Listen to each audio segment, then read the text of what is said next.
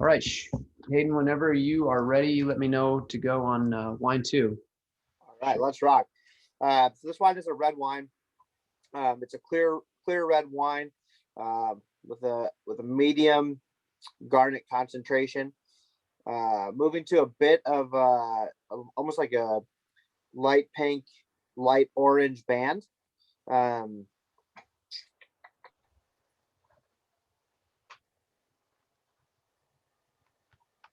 Turian's going to be medium plus, no evidence or gas flocculation on the nose. The wine is clean. I feel like it might almost border on the edge of a little bit of VA. Intensity, moderate plus. I think the wine is right on the edge of youthful and developing, probably in that 3 to 4 year range. Fruit characteristic. I'm just getting red, blow your face off red fruits the entire way, the entire spectrum. Fresh strawberry, fresh red cherry, almost like a pomegranate, a little bit of cranberry, and all really fresh. I almost get a almost so fresh in like their tart quality that it almost borderlines on like a little bit of salinity, kind of like that sea spray that we've talked about a few times.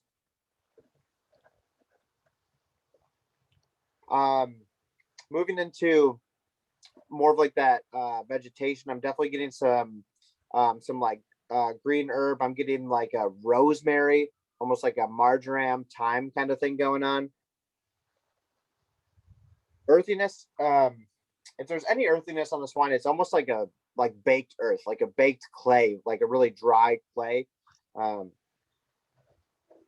I do think there is a good bit of minerality on the wine, but nothing that's screaming this direction or that direction, just like a general minerality to the wine. And I think that there could be a little bit of wood on this wine. If I think I'm going where I'm going to end up going, I think there could be a little bit of wood on the wine, a little bit of clove, a little bit of like that anise almost. Moving to the palate.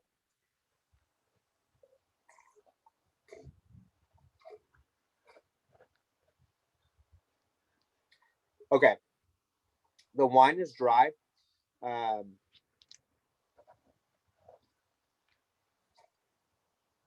are medium plus, acids medium plus to high. Alcohol is going to be right in that medium plus range. I'm going to call it medium plus. Body, it's a medium body with a bit more of a lean texture. It's not a super weighty wine, but it's definitely still a full mouthfeel. Length and finish medium plus, complexity medium plus. Confirming all of that red fruit. And I'm almost, there's a dark quality of the wine, almost like a tobacco, chocolate, leather going on, which I am going to say then that there is some oak influence on this wine. Again, all the fruit is really ripe, very fresh, very in your face, but it's not out of balance. Everything's balanced pretty well throughout. Confirming a bit of that herbaceousness, definitely like that rosemary, marjoram, thyme, almost like a basil.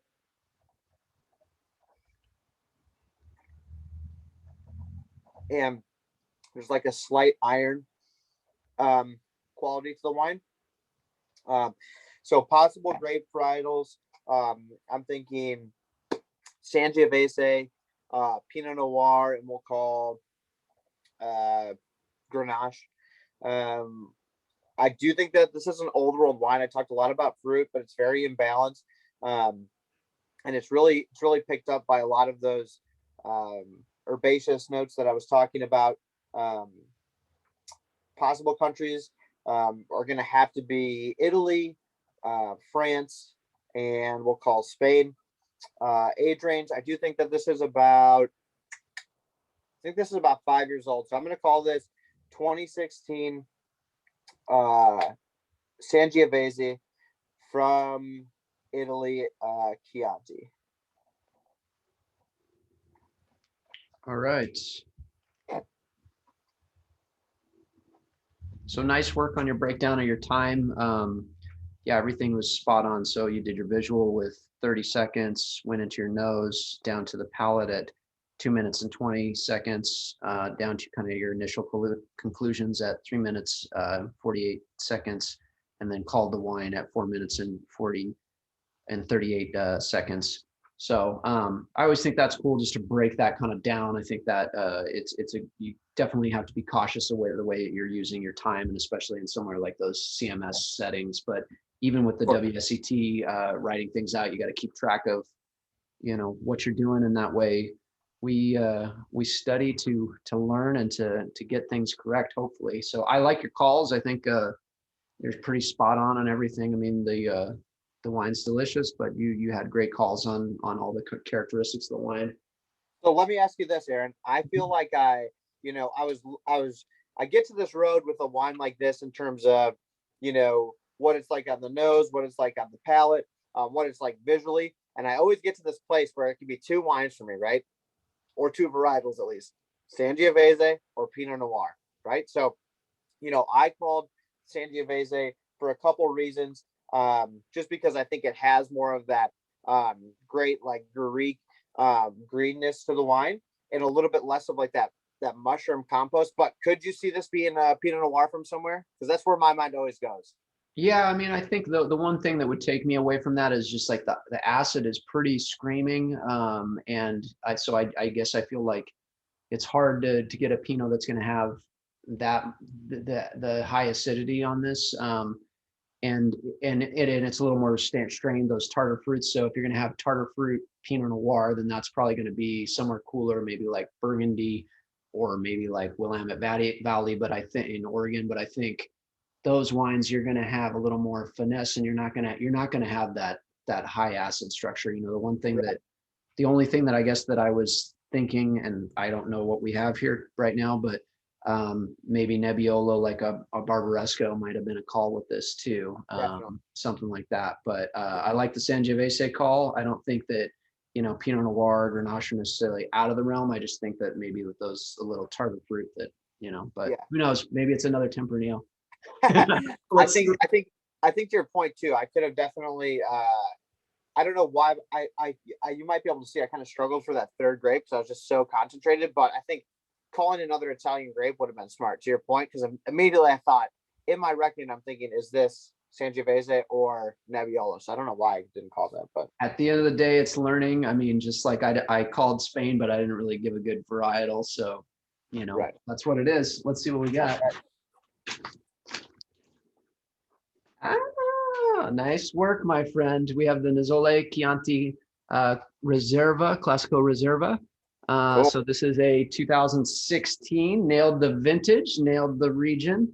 You didn't say Reserva Classico, but that's okay. I'll give it to you anyway. So nice work, my friend. Fantastico. And really cool too, because I believe, if I'm not mistaken, right, I called the last wine Chianti, right, and Sangiovese. Yep. So definitely cool to see the two wines next to each other and see why one thing is what it is and why one thing is what it isn't, right? So absolutely. Yeah, definitely cool. Definitely cool. Well, excellent. I think too that especially with that wine, I mean, anything that red and Italian is just so easy to drink. And I think with this one too, it's just, I talked a lot about the acid and screaming high acid, but it's just so well balanced with that fruit quality and that light body. It doesn't sit on your tongue too long. Really great wine, balanced out with those tannins in there as well. So yeah, I think just for people out there, the comparative tasting, and especially something like that Tempranillo and these Chiantis, I think are great to taste next to each other. And I think also doing that kind of deductive of maybe doing the Nebbiolo versus Sangiovese, seeing why something is the way it is and why something is not the other thing that you might think it is too, is great. And maybe even too, like bring in those thinner skin grapes like you were talking about, Pinot Noir, Grenache, and let's see why, taste one of those next to each other. And that comparative tasting is really going to help you get to the end goal at the, so. Yeah, absolutely. Well, I think this wraps it up. Aaron, thank you so much for joining me today. And I'm sure there'll be many more to come. Always a pleasure. Cheers. All right. Yeah, absolutely. Cheers to that, buddy.